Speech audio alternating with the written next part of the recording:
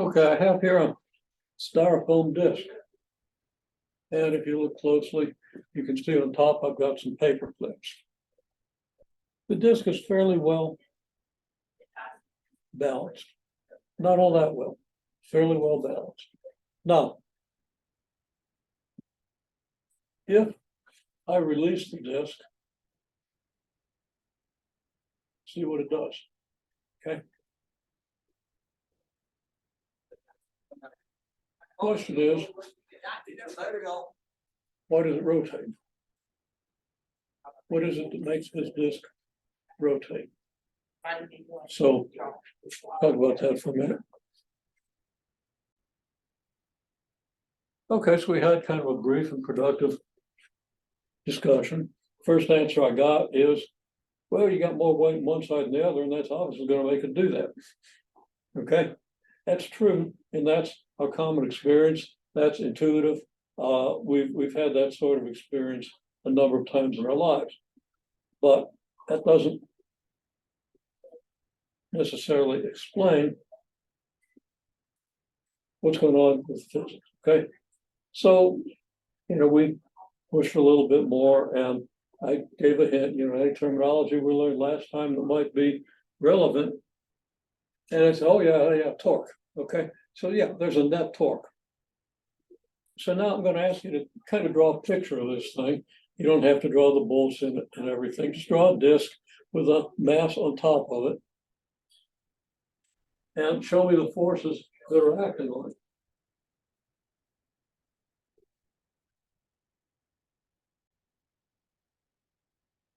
Okay, so here's a picture, kind of a lopsided circle, but we've got negative mg times your j vector, assuming a horizontal x-axis and vertical y-axis, and an r vector. Now, those aren't the only forces acting here.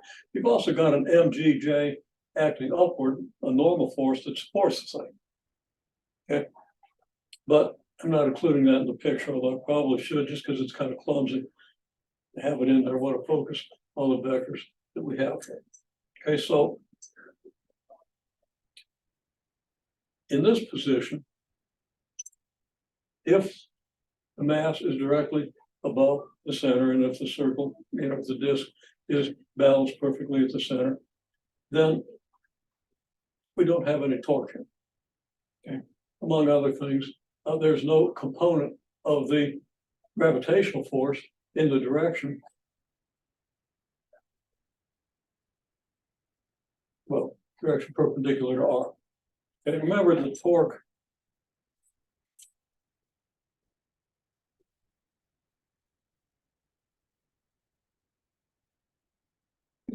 product r cross, oh heavens, r cross f. Okay,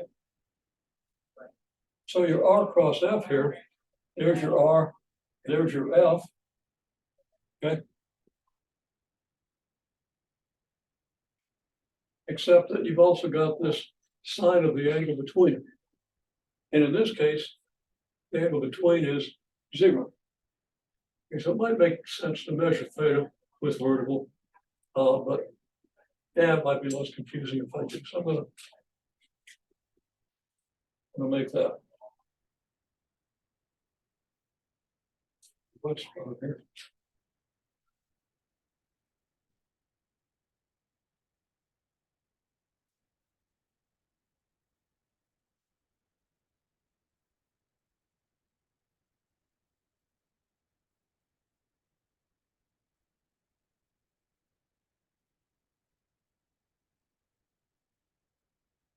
It is convenient in this case.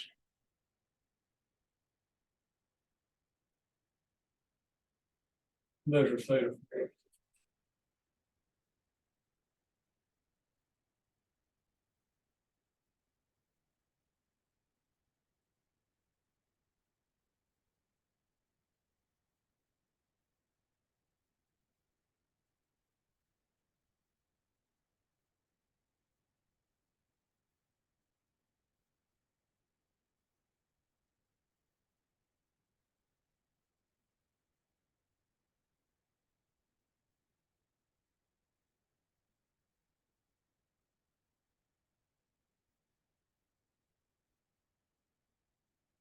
That's magnitude of R times magnitude of F times the sine theta.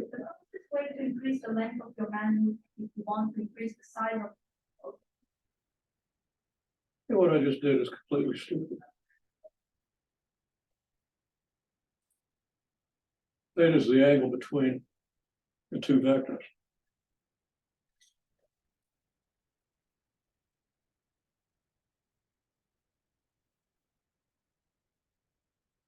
So I'll get theta right in a minute. It actually is kind of the angle I originally labeled. But I extend this line out here. Theta is measured from R toward F. Okay, in any case, the mass is out here, then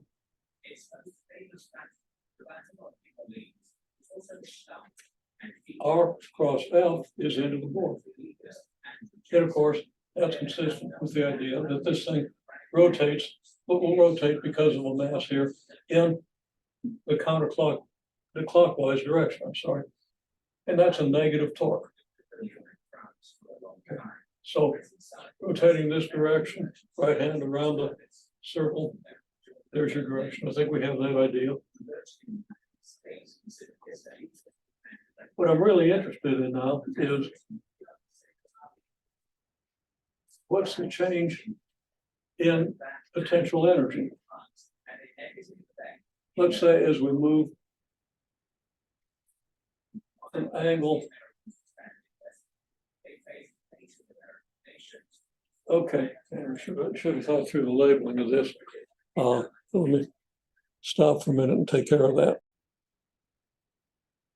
Okay, for what I'm wanting to do, I need a different name for this angle than for this, but they're related. Theta and phi are supplementary. Okay, they add up to 180 degrees or 5 radians.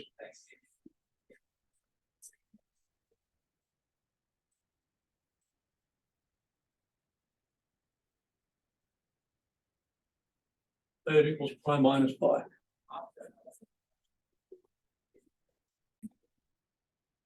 Okay, well, we're off to stellar star here. It's pi over 2 minus theta. They're not supplementary. And you can see that these two angles are supplementary. And if you have these two angles, they add up to pi over 2. And you can mess around with that a little bit. You can also check this, okay? And that's exactly what somebody in the class did. Said, no, pi minus phi isn't going to work. Okay, I wrote it down too quickly. Okay. If you have R in this direction and F in this direction, then R would be at, if you want to use degrees, 90 degrees. Okay. Then R would be here and F would be here. They'd be 180 degrees apart. Okay. And it'd be negative 180 degrees. And that doesn't work.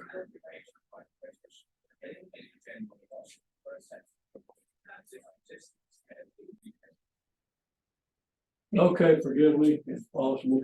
It's really ignorant. I can't seem to write things down correctly. But here's the triangle that we have here. You have phi here, you have theta here, so this is pi minus theta. So this and this have to add up to 90 degrees because this and this are complementary to this right angle. And then you just write out this plus this equals pi over 2. And you subtract pi over 2 from both sides, you get negative pi over 2, which gave me trouble. And then minus pi. So it worries me when you ask questions. There was a little bit of objection because this should be negative theta here. Theta is already a negative angle. So fudging just a little bit on the algebra. I believe that works. We can check it. If R is in this direction, then what's the direction? Well, we have R here, theta here. We again have pi equal to pi. And R theta. Yeah, it's still screwed up. I'm not gonna worry about it. Okay. We can do the cross product. Okay, well, there's the.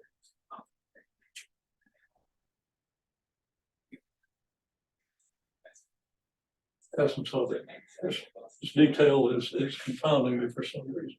Got up on the wrong side of the bed. It's getting stupid with old age, I don't know. So let's accept this. Now, what my real point here is, okay, so we want to find the potential energy change.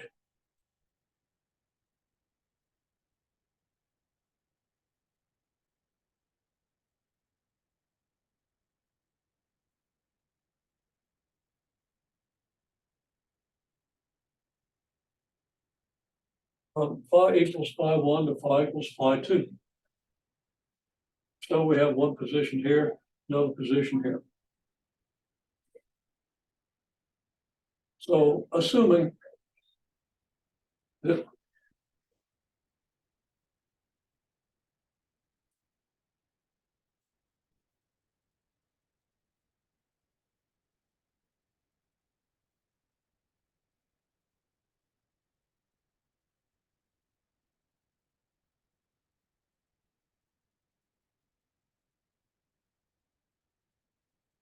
we go from phi one to phi two, where phi two has it at a lower position.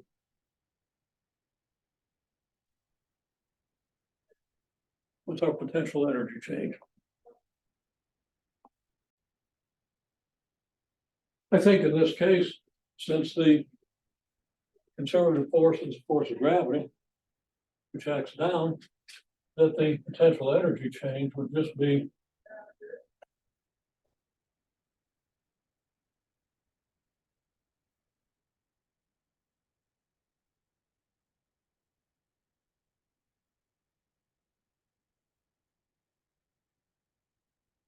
well, gravity is acting down. Displacement is down. So the work done by the net force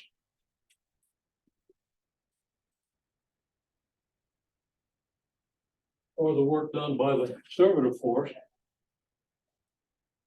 well, change of potential energy is equal and opposite to the work done by the conservative force. And you want to remember that it cuts through a lot of possible confusion.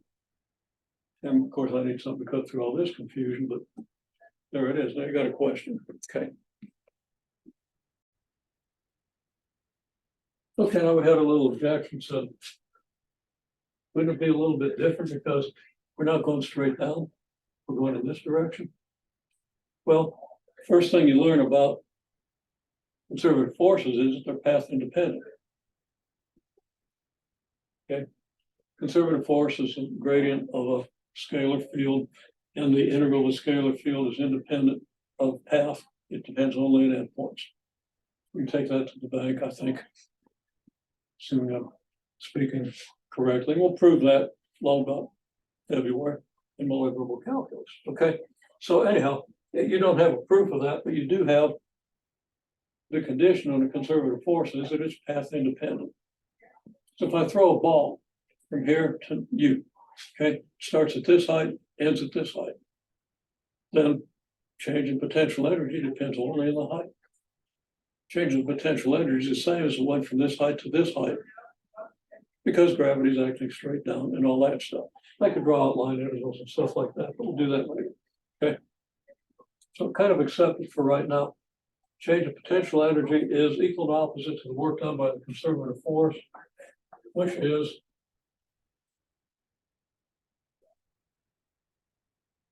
negative mg delta y. Or you could just say it's mgy1 down to mgy2, okay? So it's mgy2 minus mgy1, but that's the same thing.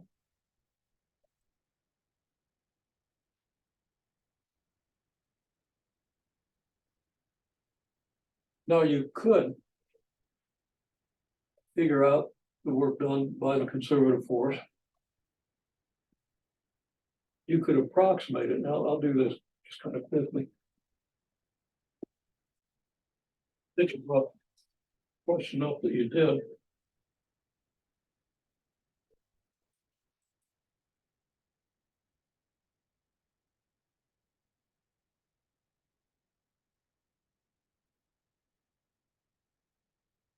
Here's kind of our path. It's kind of close to a straight line. And if we took a very small path, it would be a straight line.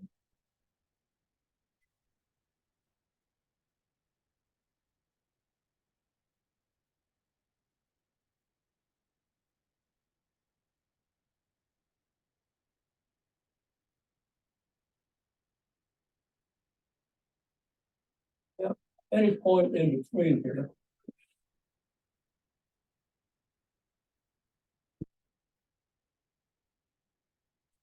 Your force is negative mg times the j vector.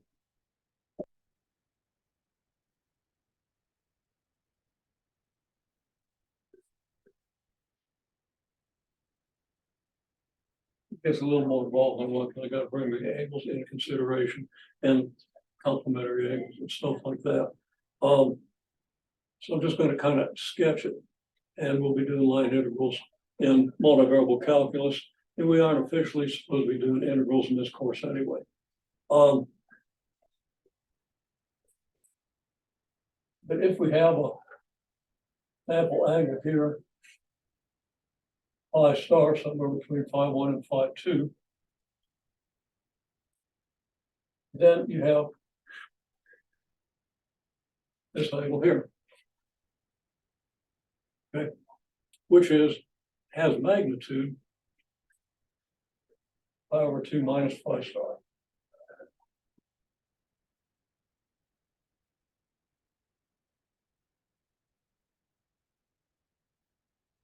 That would be the angle between your r vector and your f vector.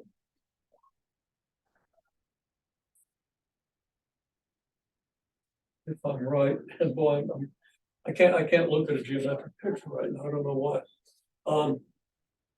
Should be obvious. I mean, I base this on the fact that this angle is measured with respect to downward, whereas phi2, phi star is measured with respect to horizontal. Okay.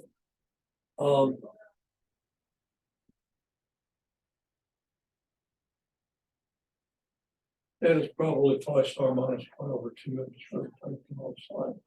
Okay. Here's your delta S.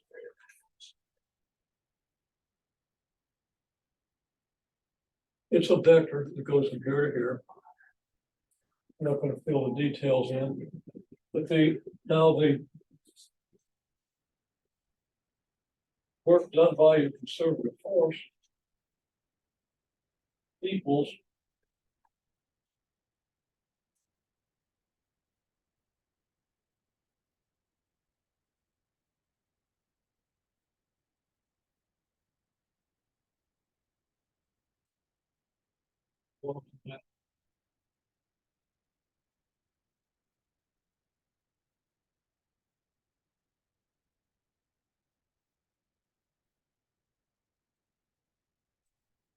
something like this.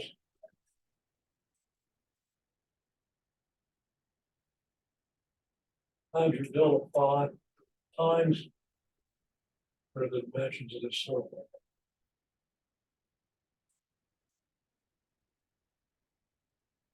Delta phi times the radius is how far this is. It's a small segment and so forth. So you get this, and you'd have to integrate something much like this. Okay, I want to put a little more time on that. But when you do, you get the same thing you would get. You just do this.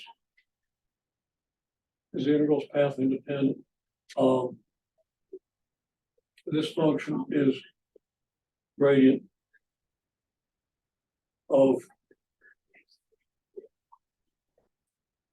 negative mg1. Okay.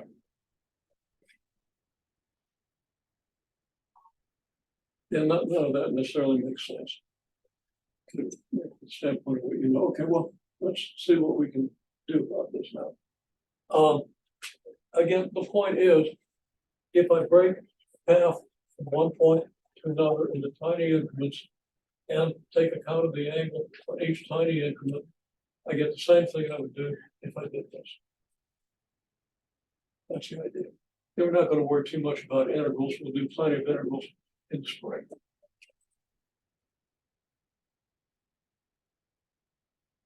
So now my question is, the question we're trying to really get to is,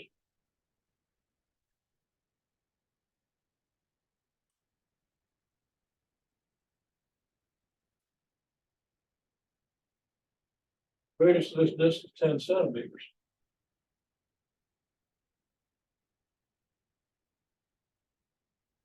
You've got three masses between the center and the rim.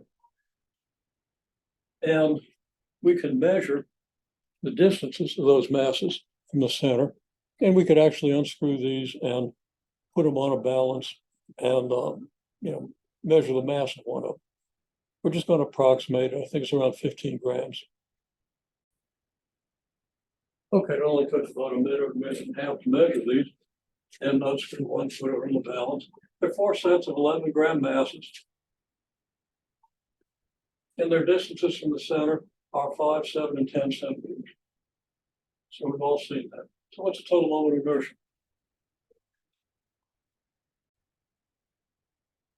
Okay, so we measured these things. 4 sets of 11-gram masses, 5, 7, and 10 centimeters from the center. Find the moment of inertia. So all the MR squared. The M's are all the same. They're all 11 grams. 10 grams. They're all 11 grams. Okay. 10 squared is 100. You got 4 of them, that's 400. Well, let's just do 10 squared is 100. 7 squared is 49. So there's 149. And 5 squared is 25. So you have 174. And you multiply 174 by 4. I can't be right. What did I do wrong?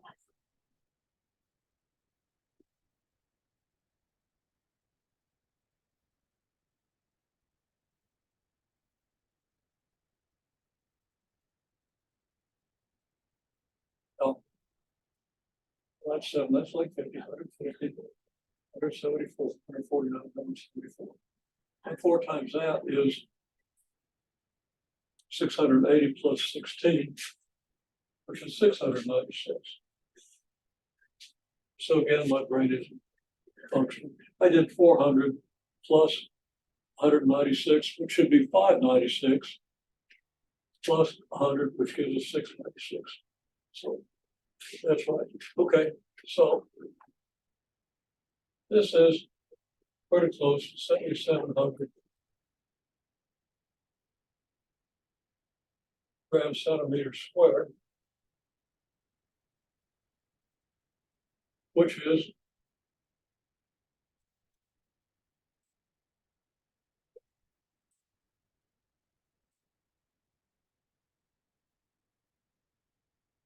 a gram is 0.001 kilograms, centimeters 0.01 meters. So we get a 10 to the negative third from this, a 10 to the 10 to the negative 7. So it's going to give us about 7.7 times 10 to the negative fourth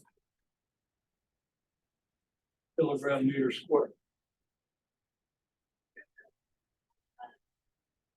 Again, a negative third, negative fourth, negative seventh, and then 3 there. Okay. A little more than 1,000th of a kilogram meter squared.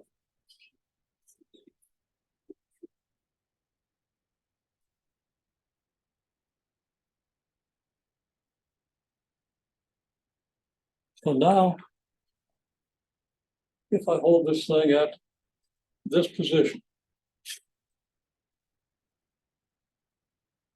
and these paper clips, let's say you've got a gram, 2 grams, let's say we've got 3 grams of paper clips balancing this thing. So what should the acceleration be? If I release it from here, what should the acceleration be? First of all, what angle do you think I've got there? What's the angle of my R vector with, say, horizontal? Or if you prefer, with vertical, because that's the angle that's critical to the cross product. So we got my R vector, we got an F, R cross F, negative into the plane.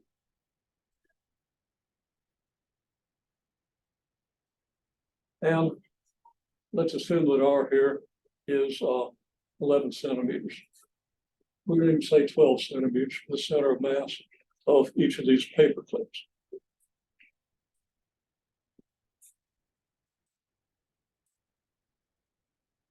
So what should be the angular acceleration? Didn't record that. Okay, we're simplifying things a little. This is a little less than 10 to the negative third, which would be 0.001. We do have styrofoam in this disc. It adds to the moment of inertia. I think it adds a little more than I'm adding here, but let's just say the moment of inertia is 0.001 kilogram meter squared. You have a 3 gram mass here, an angle phi here that you get to estimate. I held the thing up in front of the camera. You can use any angle, any reasonable angle you want to, less than 45 degrees, you know, whatever angle you want to use there.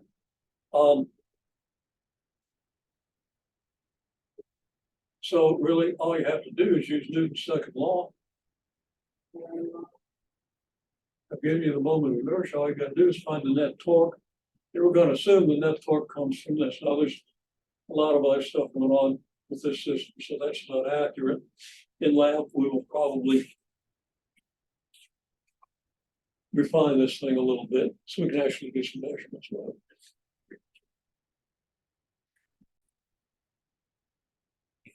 Okay. What do we have?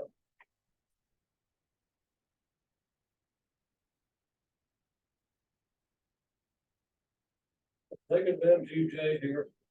We have our R vector.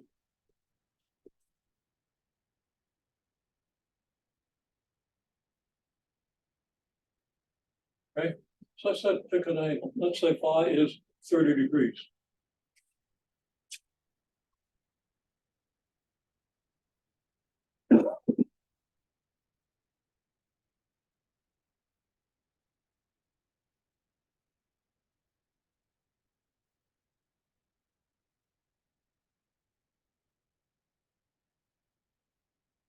We could actually express R in components. Okay.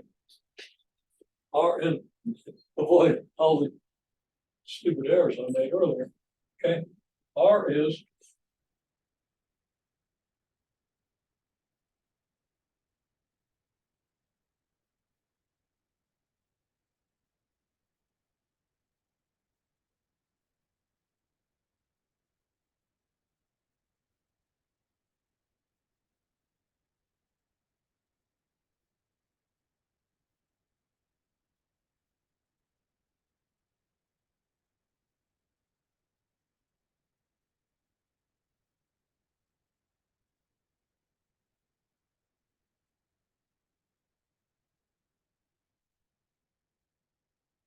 this. We can express it in components.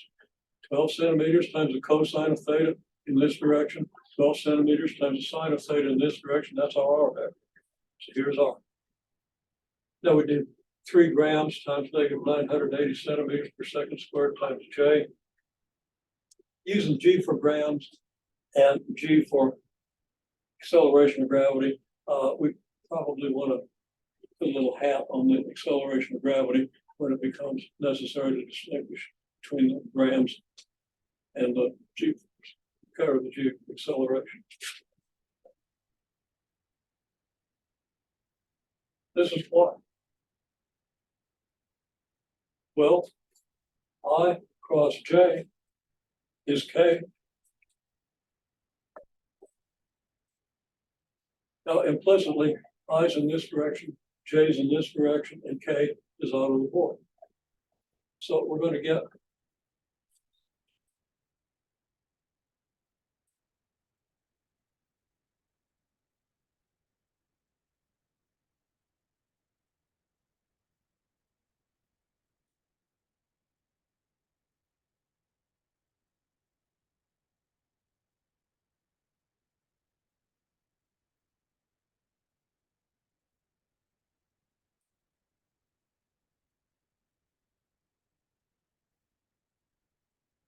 this times K there. Of course, this is going to be a negative because of the, Why would I put a negative on this? There's no negative on the last. Okay, and this comes out negative, which means we're in the negative K direction. We multiply out the numbers, it's gonna be basically 6 times 3,000.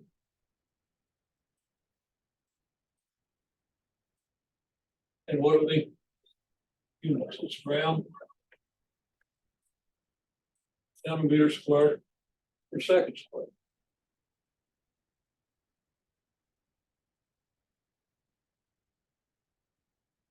And a gram is a thousandth of a kilogram.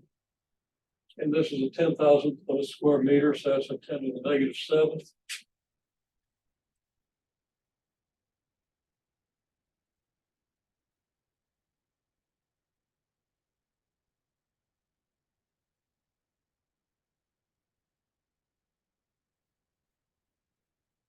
And that comes out meters times newtons. Comes out kilogram meter squared per second squared. A kilogram meter per second squared is a newton. The other meter is the meter. And I usually write meter newtons to distinguish a torque from work. Okay. I call it Newton meters. Okay. Because it looks like when you calculate torques, you're getting more than you are if you use meter newtons, which some authors do. The author of our present text doesn't. It clarifies what it is you're talking about. And of course, if you don't use units, nothing's clear. All right, well, so we've calculated our torque. Now, I had K here, squeeze a K in here and a K here because you carry the K vector along with all of these. Your torque is this over K. Your moment of inertia is this. The angular acceleration is torque over moment of inertia, which is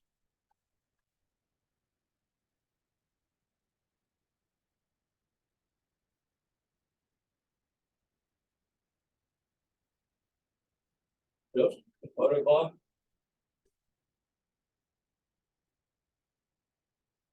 this many kilogram meter squared.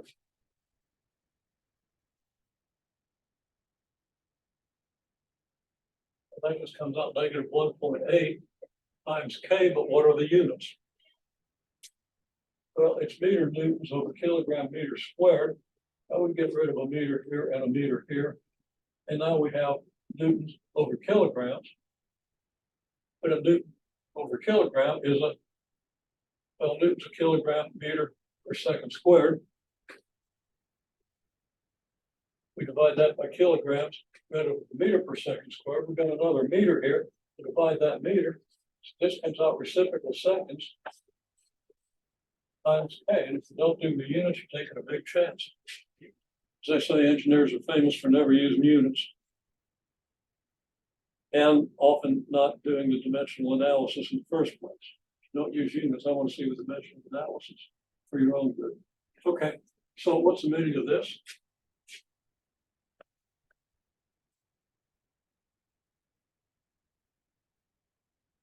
And it's per second squared, not per second. Negative 1.8 radians per second squared times K.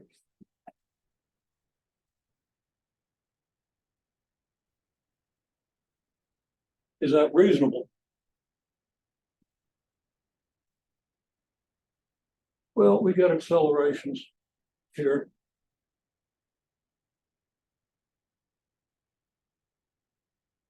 If this thing's unbalanced, if I had it over here, that wouldn't be any better. Maybe. No, that'd be terrible. So we're not actually going to observe an acceleration on that level, but what would happen at this acceleration, we would achieve 1.8 radians per second in a second in the clockwise direction, which is the negative direction for rotation. Okay. Meaning that our average angular velocity, our average angular velocity would be negative 0.9 radians per second squared times K. In 1 second, it would go a little less than a radian, 7,001. It's not too far from what we actually saw, but the disk, as we have it, actually slowed down after a while, just because it's not very well balanced. It's not very well centered. So it's not a great demonstration, but it does give you a handle on these important relationships.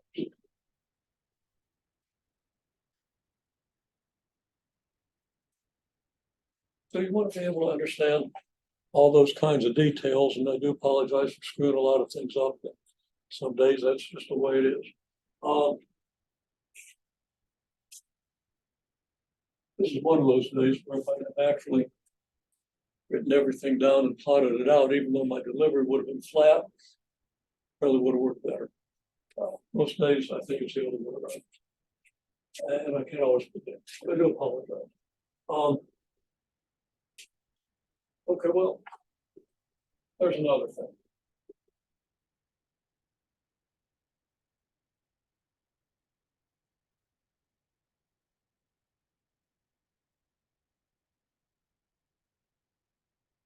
Just using the scalar form of these equations, we know that we have omega f equals omega naught plus alpha t, just like vf equals v naught plus at. Alpha times t is your angular acceleration times your time interval, and that's going to give you the change in the angular velocity. This is your initial angular velocity. You add the change in angular velocity, get your final angular velocity. Very common sense equation. That's just something you memorize and don't ever think about. So you want to keep thinking about what this things mean. That alpha equals tau over I. Well, can you plug this in for alpha? And then give me something meaningful?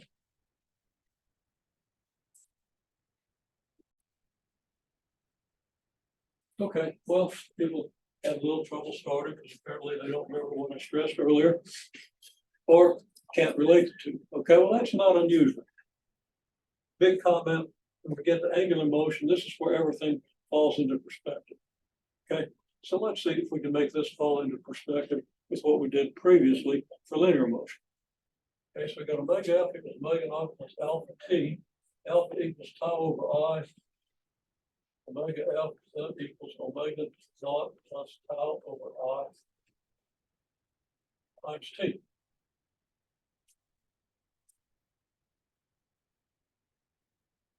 I'm going to call this a delta t.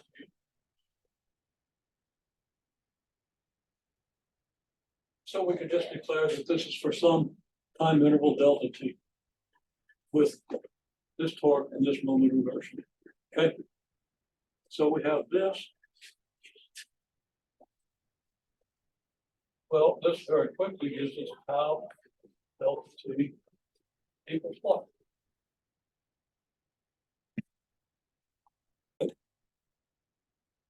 Okay, so what's this equal? You do the arithmetic.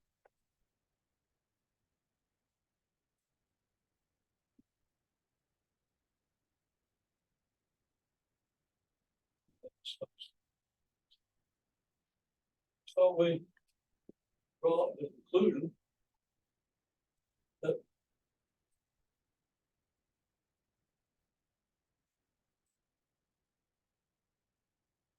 tau delta t equals change in I omega. So anybody raise your hand if you got a, what would we call this? What we call this? Got an idea? Last chance. I think I saw somebody start to raise their hand and they just kind of went, oh. Yeah, don't say anything, but if you got something, indicate it. Okay, well, what if we have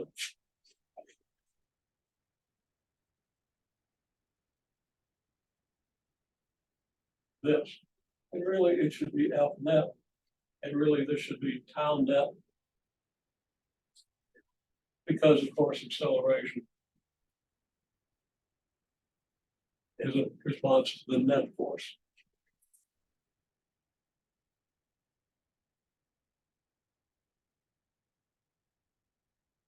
What do we call this quantity? F net delta T.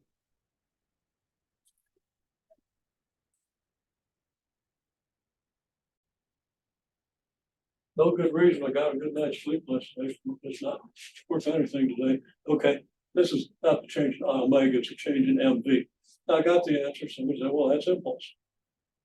And this is change in momentum, right? This says impulse.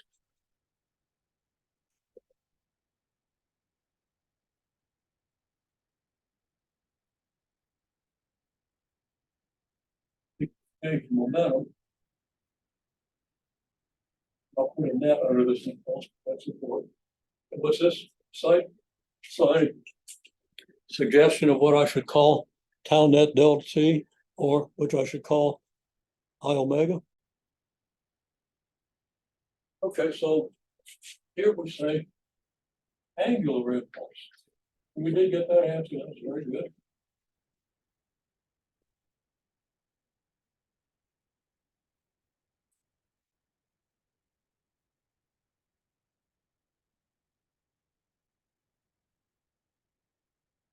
Angular impulse is a change in angular momentum. Okay, now. Well, hang on.